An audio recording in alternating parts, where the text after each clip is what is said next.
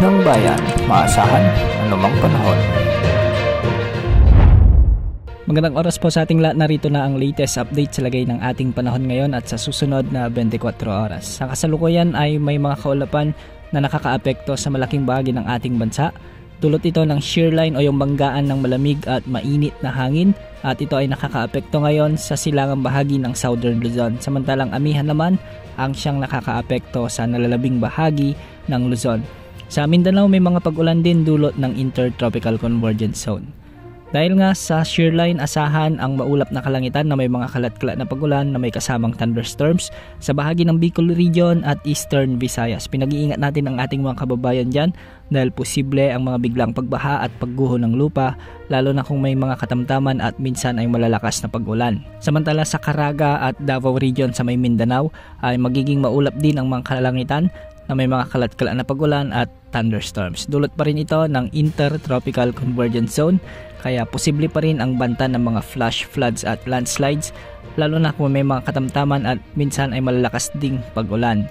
Dahil naman sa amihan o northeast monsoon, asahan ang maulap na kalangitan na may mga kasamang pag-ulan sa Cagayan Valley, Cordillera Administrative Region sa may Aurora at Quezon Province. Ang mga lugar na ito ay minsan ay makakaranas ng katamtaman at malalakas na pag-ulan, kaya hindi rin inaalis ang posibilidad ng mga flash floods at landslides. Sa nalalabing bahagi ng Mindanao ay patuloy pa rin naaapektuhan ng Intertropical Convergence Zone, kaya magiging bahagyang maulap hanggang sa maulap pa rin ang mga kalangitan na may mga isolated rain showers and thunderstorms. Sa Metro Manila, nalalabing bahagi naman ng Luzon ay magiging bahagyang maulap hanggang sa maulap din ang mga papawirin na may mga kalat-kalat na mahihinang pag-ulan, dulot pa rin ito ng northeast monsoon. Sa nalalabing bahagi naman ng Visayas ay localized thunderstorms naman ang magdudulot ng bahagyang maulap hanggang sa maulap na kalangitan na may mga isolated rain showers and thunderstorms. Dahil nga dito, hindi rin inaalis ang posibilidad ng mga flash floods at landslides, lalo na kung may mga umiiral na severe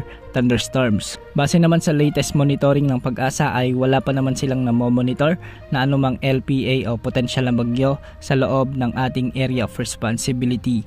Ngunit sa pinapakita naman ng isang wind model gaya ng GFS model ay posibleng may isang mabuong LPA o kung hindi inaalis ang posibilidad ay magiging bagyo ito sa mga susunod na araw. Posible itong lumapit sa bahagi ng Eastern Visayas or di kaya naman ay sa Eastern Mindanao, at kung sakaling lumakas bilang bagyo ay papangalanan ito ng Pag-asa bilang bagyong Kirubin. Dahil nga wala pang katiyakan dahil malayo pa, posible pa ang maraming pagbabago sa potensyal na samalang panahon na ito. Bukas, asahan pa rin ang pag-iral ng tatlong weather systems gaya ng shear line, amihan at Intertropical Convergence Zone na makakaapekto sa ating bansa. Yan ang update sa lagay ng panahon. Ito po ang weather update ng bayan, maasahan anumang panahon.